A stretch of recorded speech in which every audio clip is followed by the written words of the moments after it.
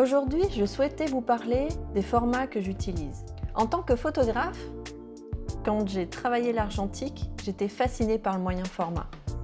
Pouvoir travailler des photographies avec du négatif et obtenir du 6-7, ça me permettait d'avoir presque du carré. J'ai longtemps travaillé les portraits avec ce format-là.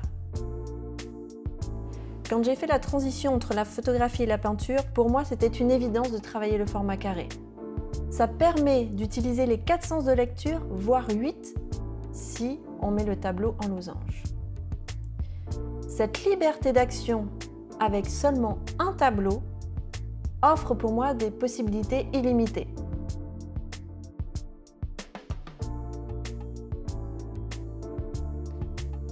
Très vite, après le carré, j'ai eu envie de travailler le rond. Le rond offre encore plus de possibilités. On peut le tourner chaque jour d'un quart de tour et le redécouvrir.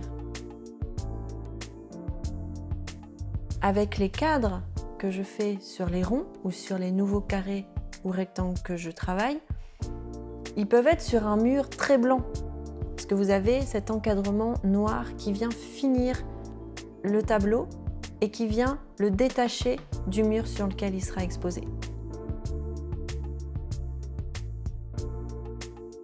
Aujourd'hui, je vous accueille dans le salon qui a été beaucoup transformé en 30 ans. C'est une maison dans laquelle je suis presque née.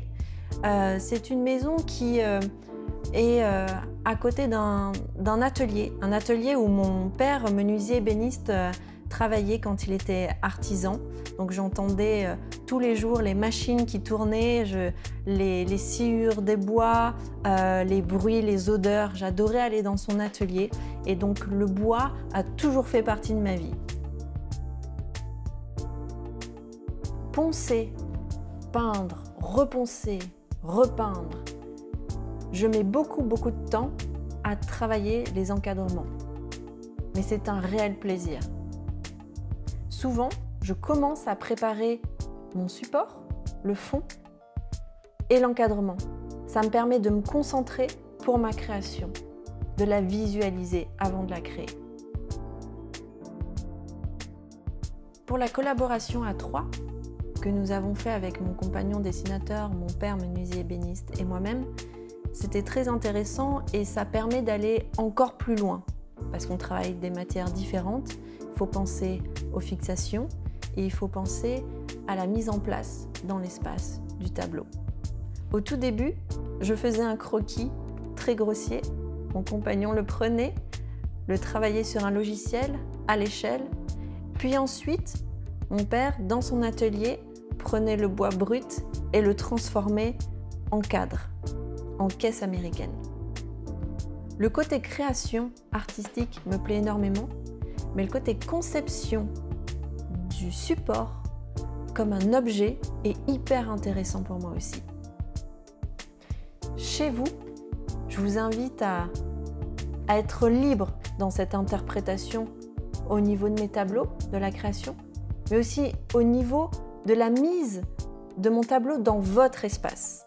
Bien sûr, je peux vous conseiller avec grand plaisir et ma signature est au dos de chaque tableau, vous permettant de voir le sens de lecture dans lequel moi j'aime le voir.